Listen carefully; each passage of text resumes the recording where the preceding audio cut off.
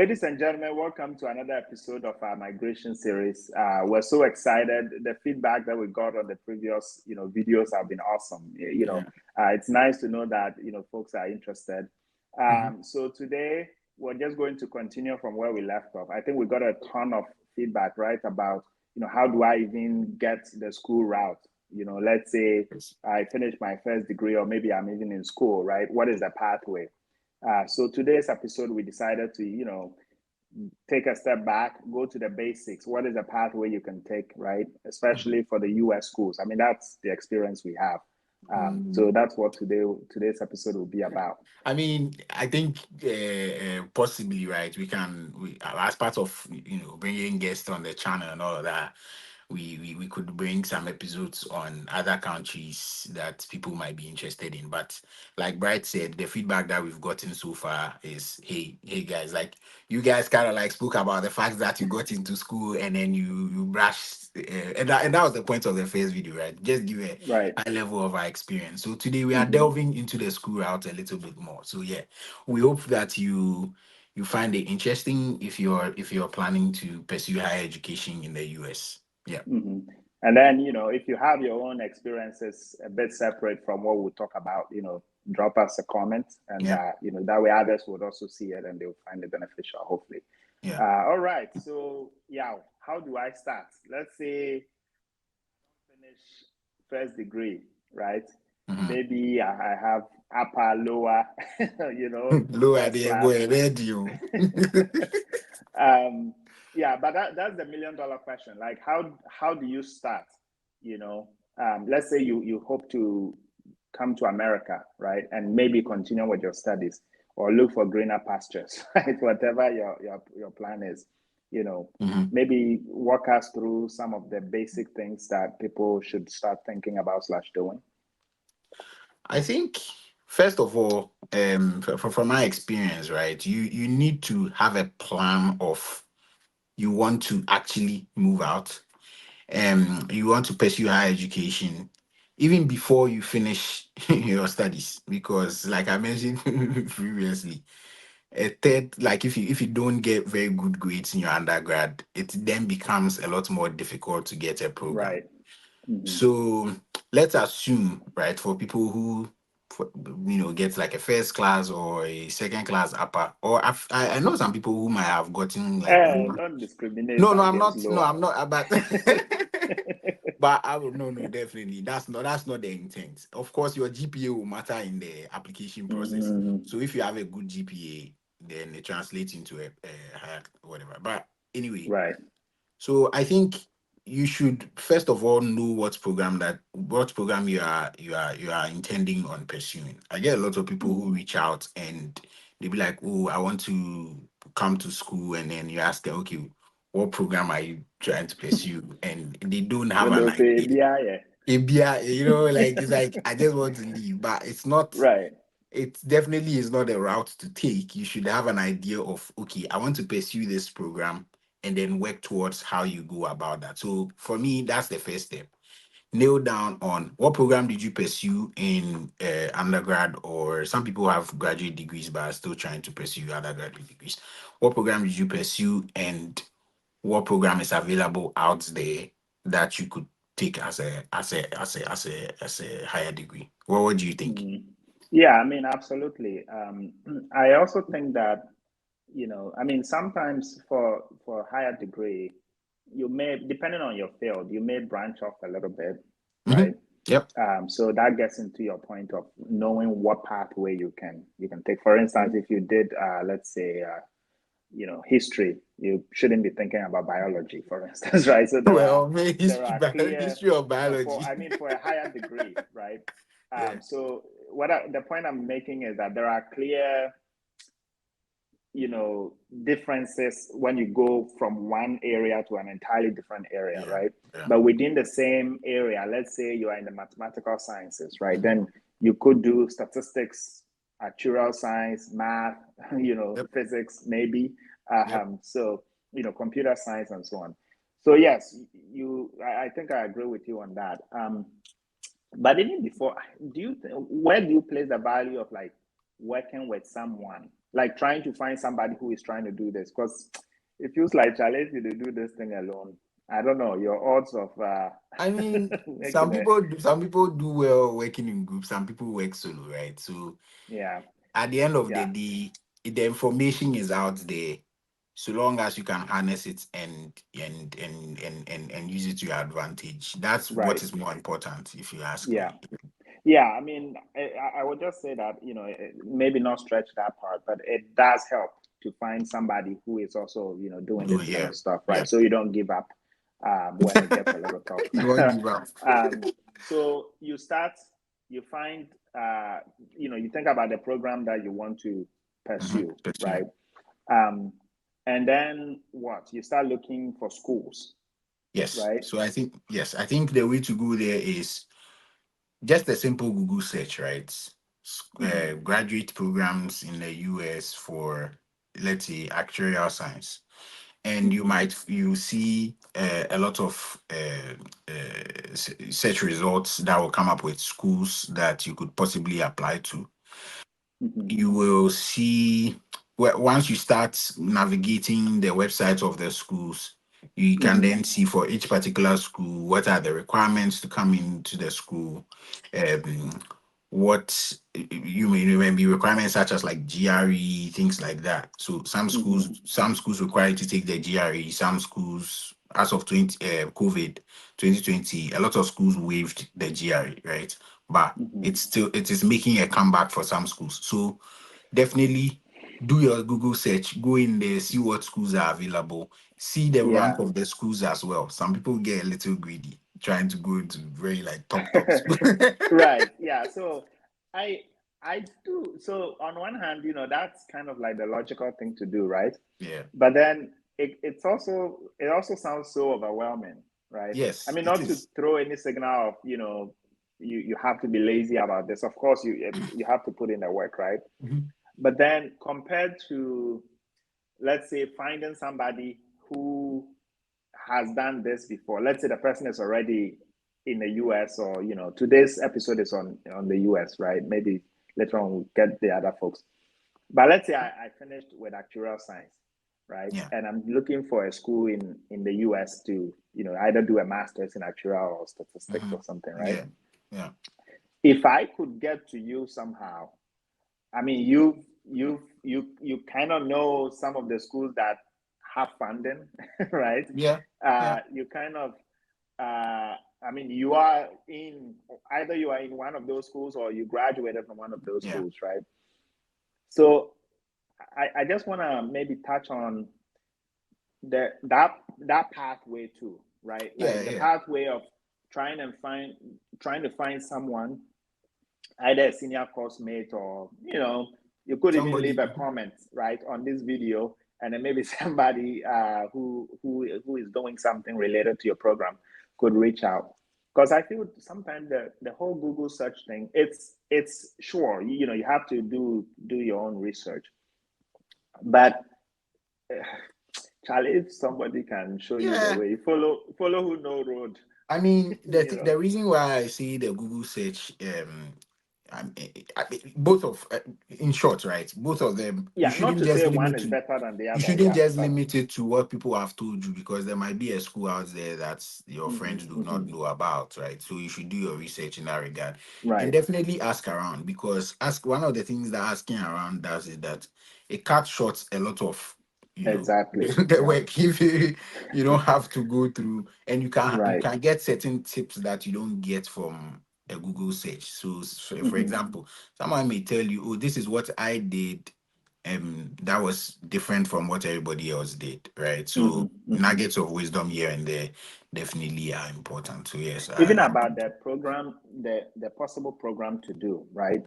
Um, Sometimes you may not be entirely sure what you want. I mean, mhm. these are real things, right? Yeah, that happen. yeah, And so maybe, yeah, do a little bit of both. yep, mhm.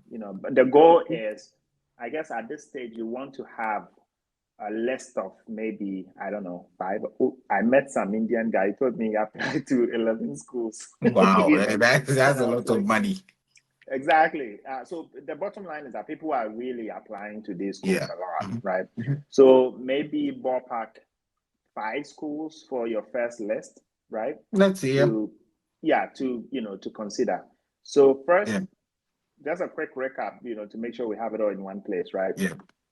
You finish with school, hopefully, you have at least upper, maybe strong lower, right? Because I mean, like y'all said, that's very important, right? It's Mhm. like, you know, um, and then you start thinking about, okay, I want to study this or that and that. Talk to people in your networks. You can, if you have questions, just drop some of them in the comments. We'll try Mhm. and answer as well. And then once you talk to people, you do your own search here and there on Google, right? So if you are in the sciences, just notice that there may be other related programs that you could do, You not could do. necessarily the one that. And then, of course, if you're not in the sciences, the same logic applies, right? Yeah. If you did, you know, I Yep. don't know, if you did history, you could do a graduate program in English, Or and so communication, on and those so, type or of things. communication, that kind of stuff. And then you come up with a list of about 5 schools. Now, what I guess the question is, when I'm looking at a school, Hmm. what is the Yeah, most why do you important wait, thing? Juma? What is the So, most important thing that I should, like what should be, how do I decide this school is good or it's not for my so, list, so it depends on the program, right? So I Mm-hmm. know some people who want to come and do an MBA, and the Mm-hmm. value that an Ivy League MBA gives, right? Of course, the value that an Ivy League MBA gives makes it so that they want to go to an Ivy League school. Just if you go to an Ivy League school as an MBA, it's good. Um, Why are but you saying no, no, it's no, no. I mean, it's it's strong highly if you go. valued? Yeah, it's highly valued if Yeah. you go to an Ivy League versus not an Ivy League. But for certain programs, you don't need to go to an Ivy League, right? So it depends. I think it depends on the program that you are trying to pursue. That will help you to figure out which types of schools that you should go to. For example, when I was looking for schools as an actuarial science student, the Society of Actuaries has a group of schools that they call the Centers of Actuarial Excellence. Mm-hmm. Okay. So when I go in there, I look at the list of schools there and I'm like, okay, these schools are considered by the Society of Actuaries, which I am trying to be a member of as centers of Mm-hmm. excellence. You will not see them on Which an you are a Ivy. member of now. Yes, yes. you will Sharp. not see you will not see them on an Ivy League list, right? Some of the Mm-hmm. schools, but they have very strong actuarial programs such that they Right. are recognized. So first of all, look for schools that make schools that focus on the program that you are doing to a very high degree. And if you get Mm-hmm. some schools that may not be ranked on the world list, but the programs that you are trying to pursue, they are good, all the better. I think one thing that we also should consider is schools that provide funding, because for a lot of us, if they coach the thing, Ah, you be see the way you say one thing that we see. I think that's perhaps the first thing. you know. yeah, Yeah, schools that but provide go on, funding. go Yeah, on. Mm-hmm. yeah. I was saying schools that provide funding because, to be honest, for some of us, if they had said you should pay the fees, it would have been Yeah. it would have been a World Yes. War Three. So look for schools that schools that provide some sort of funding for Right. the program that you are trying to pursue. You can go. Right. Yeah. I mean, for on the school, like the ranking of the school. Personally, one thing I always thought about was, Charlie, almost most of these schools in the US, you could argue that they are much, much better, unfortunately, than perhaps all the schools we have in Ghana, right? You Yeah, could true. argue You could reasonably, argue. Yeah. right? And so when you start looking at things from that perspective, then you realize that, okay, if you just finished your first degree, maybe you did your national service and you're Mhm. planning to go to school, then maybe like going to school is more important than going to a particular school, right? Exactly. So you build a priority list from that, right? Mhm. And so then, you look at your, because at the end of the day, it's like what are the odds, right? You look at your GPA, and then you know that, okay, this school maybe I have a shot, maybe I have a Yeah. shot at these schools. Maybe these schools are like a stretch, you Hmm. know. For instance, just as an example, let's say you have a not so strong upper, Yeah. right? And you go and apply to only the Ivy League schools, right? I'm Extra not fun. saying you won't get it, right? But your chances may be very slim. Yeah. You get it. So I guess if you're building a list of say 5 schools, you want to have like, I mean, a rule of thumb I use is like maybe have 3 schools that are kind of in your league. Yeah. Not necessarily Ivy League, your own league, right? Uh, Quadrillion. your hair, no a code name, you know Put that your these name three there. schools, you know that these 3 schools there, and you're there, either I'm qualified or perhaps even a little overqualified, Yeah. right? And then you can do one stretch of like where they shoot, let's say shoot your shoot, right? This was short. So maybe one Ivy League school, and then maybe one school that is like maybe you are way overqualified for, right? So that at least you have a distribution Yeah. of, and Of you're schools. there. So, Hmm. if push comes to shove, you likely get accepted Yeah. at school. But I think just drilling into the funding part, right? Unless, I mean, if you're watching this video and you're thinking of coming to school, you're probably looking for funding, right? And if you had the Advice. money already, you are probably gone. you know so, and education in the US is It's generally very expensive. expensive, right? Hmm. Just to give a fair idea, you could pay like maybe like $40,000 a year or Yeah, something, depending right? on the This school, is very that expensive, doesn't depending on the scratch school. the scrap. Yeah, yeah, it could be more, way more than that, or maybe a little less.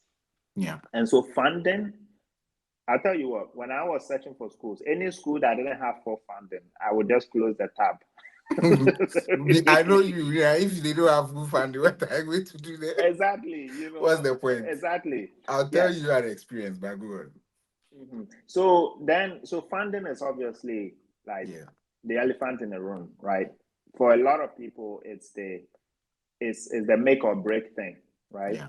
So the question is, how do you even find funding, right? How do you, and then some school, the fact that the school even gives funding doesn't mean you, of course, it's a very competitive Oh, very. application process, right? So maybe let's talk a little bit about the socializing with people sometimes, Yep. like sending code, what do they call it? Code emails. Yep. Hmm. Just reaching out and trying to build some kind of relationship, right? Yeah. Yeah. I think that's very important in graduate school application. From my own experience, so what I did was I went to Why are you for laughing? I tell you, I found it. So there was an Ivy League school, and then there was a center of actual excellence. The Ivy League school was also a center of actual excellence, but where I ended up going to center of actual excellence. So that was you shooting your shot, Abby. So what I did, so for both of them, right, I would Uh-huh. email the graduate coordinator. You usually, when you go to the website or the department that you are trying to apply to, you see the graduate coordinator there, their email, sometimes their phone number. You don't want to be calling them. An email is fine. Creepy. Well, I But mean, if you are so in Ghana, your credits calling a US number might be very yeah. expensive anyway.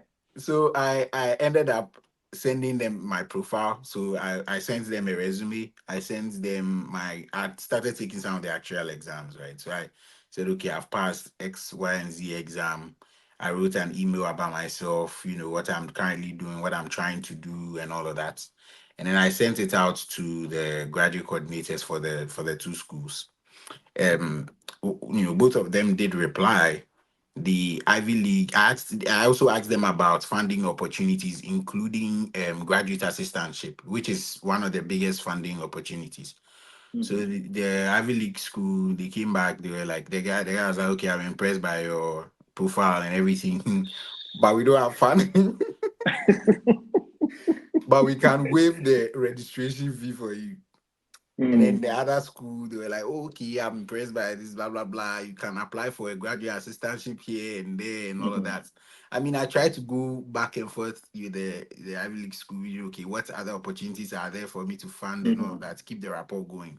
But when it became clear that it was going to be difficult to fund it, Charlie, like you said, I just closed the tab, but maintain the relationship with the graduate coordinator, right? And then I just kind of like let it die a natural death.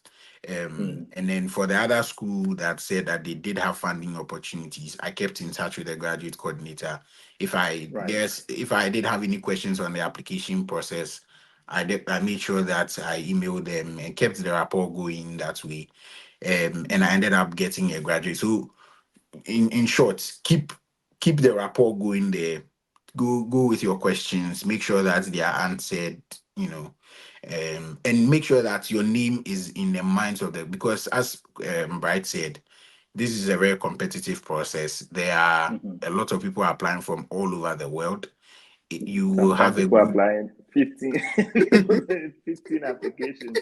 yo And that plenty. guy I was talking about, he actually only got one school out of Wow. the 11. Yes. Wow. So, Well, so yeah, you want to make sure that you are a good candidate, but then also you are a known candidate, right? Because at the end of the day, there are only a few graduate assistantship positions or opportunities for funding. Some people get fellowships and stuff like that. right. I But guess maybe, yeah, maybe for the sake of, other folks who may not be uh, fully aware of the types of funding available. I mean, we keep talking about funding, right? So I think in maybe the UK, Canada, some other places, like what happens is you apply to the program yeah, and then maybe you get accepted. Actually, UK, you quickly. might apply at 8 and get admitted at 12. Okay.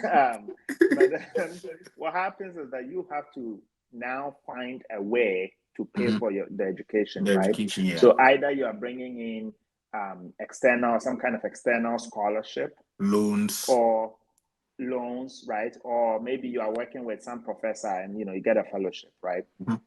The US system is a little different for the most part, right? The US system, I think there are two popular sources of funding. Mhm. The expectation is that when you get admitted, more often than not, you don't have to go look for external funding, like external money, like scholarship and stuff That's like what that, you right? pray for. Right. Yeah, that's the expectation. Because in the university, the approach is simple. Either you come in and then you work as maybe a teaching assistant, right? Mhm. A graduate teaching assistant. So you will just be doing tutorials, maybe Some people teach marking classes homeworks. though. Some people actually teach So some people classes. also teach actual classes, depending Yeah. on the school, right? Yeah. But the bottom line is that you'll be offering some kind of like teaching service, Mhm. right, to the university. And then the school will waive your school Tuition. fees, your tuition fees, and then they give you like some Start. stipend. Just think of it as your salary, right? Every Mhm. 2 weeks, something small. And Mhm. that something small is what you use to pay for your living expenses, Yeah. your rent, your food, and sometimes even small money to send back home, grandmama. December Momo.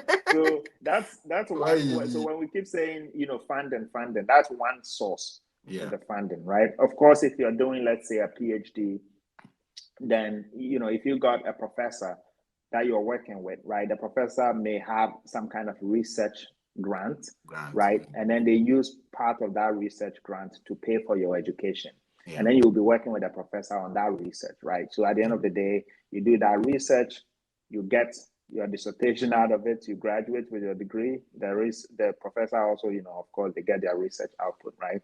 Yeah. So those are usually like research assistants. So just to clarify for everybody, you have either a graduate teaching assistant or a Research. graduate research assistant, Some right? people also These are get, the two main. yeah.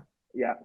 Some people also get fellowships, right? So there might be Mm-hmm. like a program if that is funded by, I don't know, some organization or department in Right. a Yes. school Mm-hmm. that says, well, if you meet X, Y, and Z criteria, Mm-hmm. these Mm-hmm. expenses might be taken care of, Right. including in most cases Mm-hmm. your tuition, Right. and you are a fellow of that particular Mm-hmm. program, Mm-hmm. and your ride is taken care Yep. of.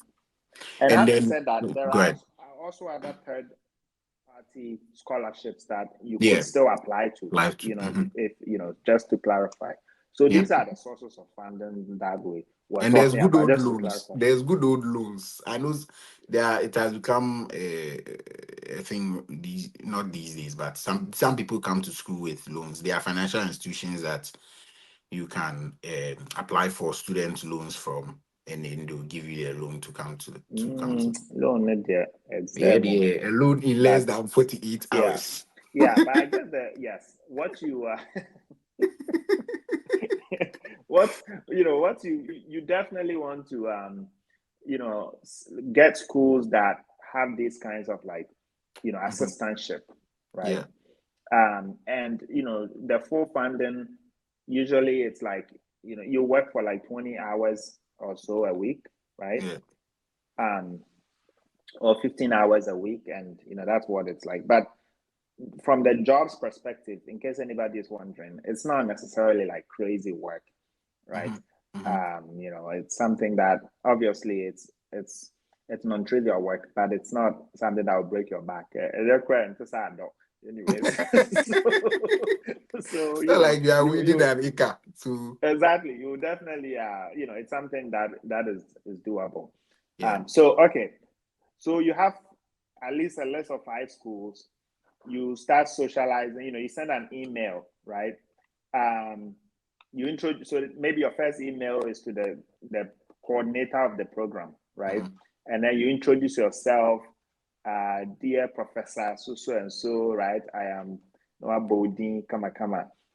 Maybe you graduated with first class. In your first class, and I think it's better to put your GPA, because GPA, that's yeah. what people understand a lot over Understand. here. Mhm. And then you could say something. I'm just throwing this out there in case anybody is sitting there wondering, like, how do I even do this, right? Um, I saw this program, and then you are interested you wanted to know more about it, and then especially, does it come with full funding, right? Yeah, For me, almost all the emails I sent, I was very explicit. Of course, you want to check the program's website, yeah. to make sure there isn't, if the information is right there, you don't want to be annoying and go And and be ask again, asking, right? yeah. Yeah, but it's also good to, like Isaac mentioned, to attach, let's say, a copy of your resume, right? Hmm.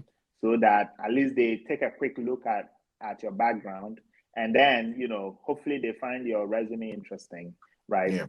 And then they have you in their minds, and they reply, and you keep it going like that. Okay, yeah, wow. So timeline wise, what are we talking, months to get to this level? Yeah, it depends. It depends if the school, for example, requires you to take the GRE, you have to price that into the equation, right? Mm-hmm. So you have to prepare for the GRE, take the GRE or GMAT, whatever, or whichever one they require, and prepare. Okay, So what is the GRE? the GRE is what's the what's the I forget what No, the not even abbreviation what it stands. stands for, but what Yeah, what but what is like it it's really? a standardized test that schools require. Some Mm, schools require for you to pass at a certain level before, as part of your application, right, or as part of your mm. dossier, to make Ish. it into.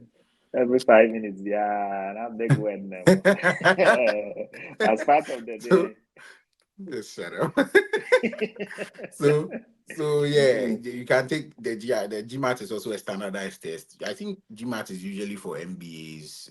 Well, it yeah, depends on the business school, but schools, business right? schools, yeah. So Mhm. that could take, preparation for that and all of that could take a couple. So let's say, I think maybe if you are including a GRE into it or GMAT, maybe we can talk, say, 6 months Mhm. for this whole process to Mhm. get to the point where you've applied, you've gotten into the school. And it also depends on what semester you are trying to come into the school and when the Mhm. application Mhm. opens and closes, right? So Yeah. you have to take into consideration all of those things, make sure that you're complying with all those Right. stuff, Yeah. and I, then put yeah. in. Actually, that's a good point. The timelines, because the US it seems they have like two main cycles, right? The fall semester, which starts in September, right? And then the spring semester, which usually starts in somewhere January or February, depending on the school, right? And so if you're targeting the fall semester, which is like, I think that's the start of the academic year, right? Yeah. So usually there are more openings for the fall semester.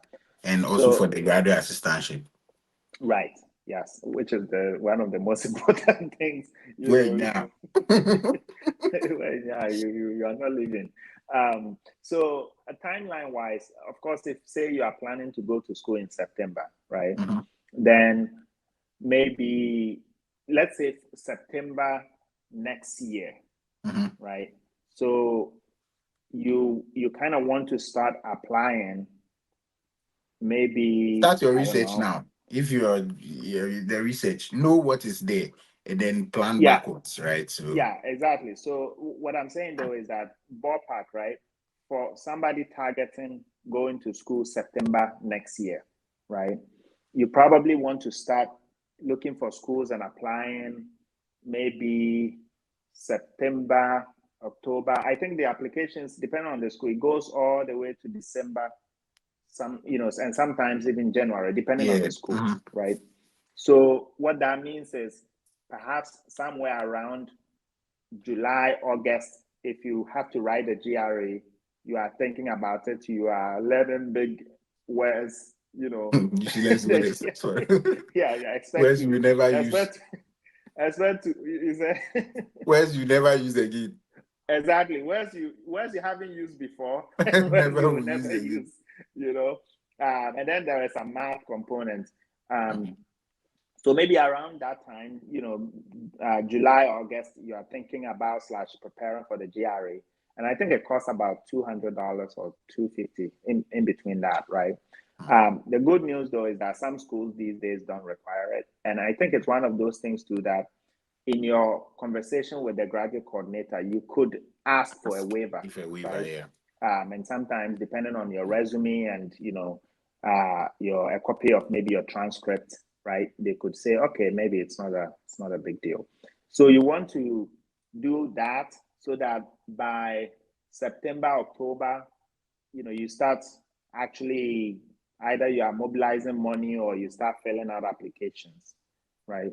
And I think the applications go all the way to, I know a lot of the good schools, like December 15th or so, or December 1st is like their deadline, the application deadlines, right? And then for funding as well. So from that time, August, September, all the way to like December 15th, you want to make sure that your applications are through, right? And hopefully you get admitted.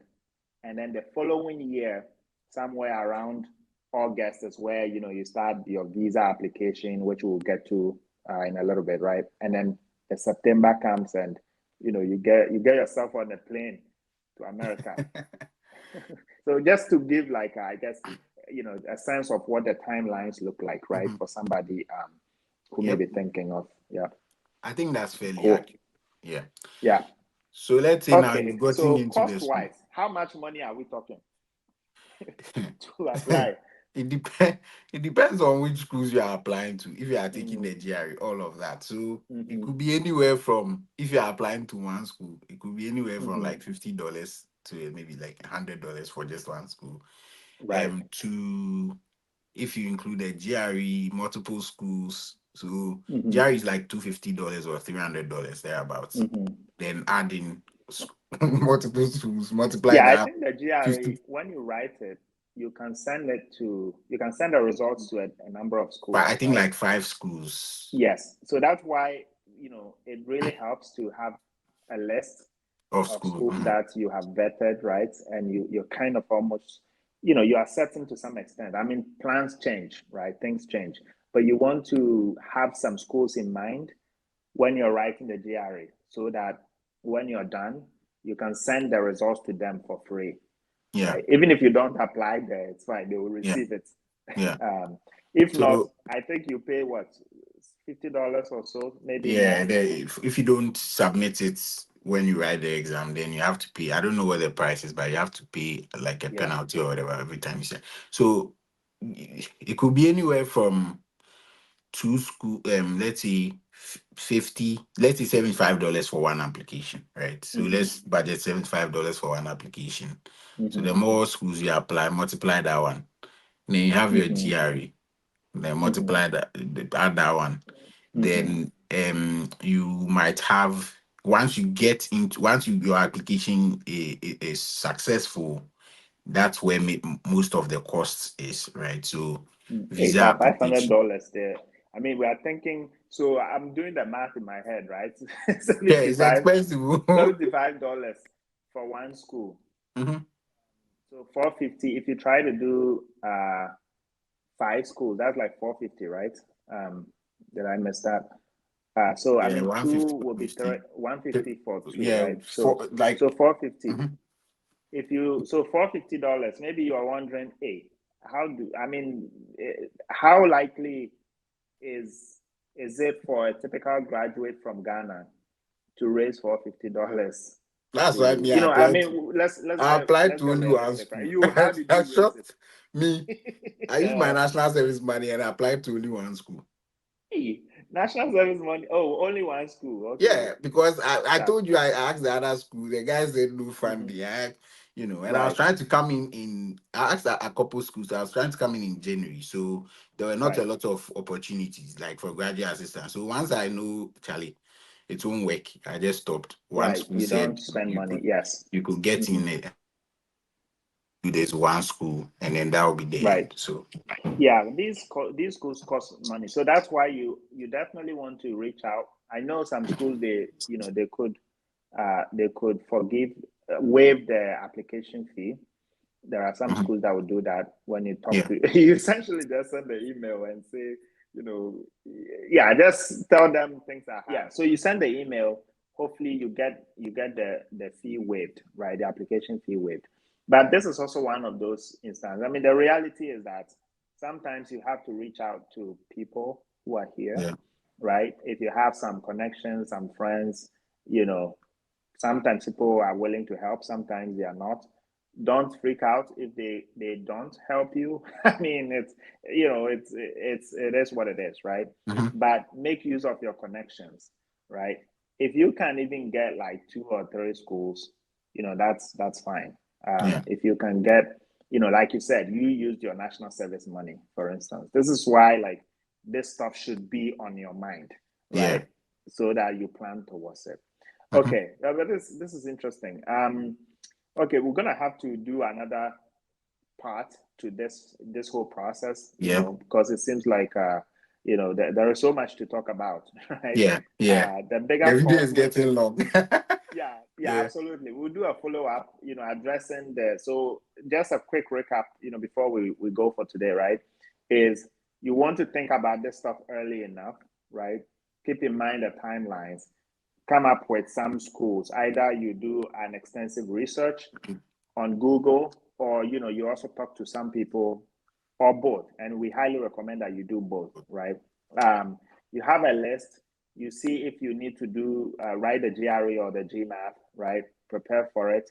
If you can ask for fee waiver, so start talking to some of these graduate coordinators, right? Um, and then be cognizant of the cost involved and the timelines. yeah, So that we'll just wrap it up at yeah. that I point. think But that's I yeah, think that's a fair point to fair point to put a stop to it, and then we will maybe talk about the visa right. application process. Well, thanks so much, ladies and gentlemen, for watching. Yep. We hope you This has found this been, valuable. yeah, we definitely hope you find this valuable. If you are already here, if you've been through the process, and you want to share some of the experiences, please feel free. Comment about some of the things or the approaches you took that did help, right?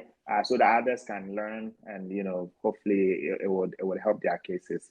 So thank you so much. We'll do another part for this. Don't forget to subscribe. you know Yep. Share the video with your friends, Mhm. family, even your enemies. You know, yeah, share it with everybody. Yeah, Yo, so thanks. Bye bye. we're out. Bye.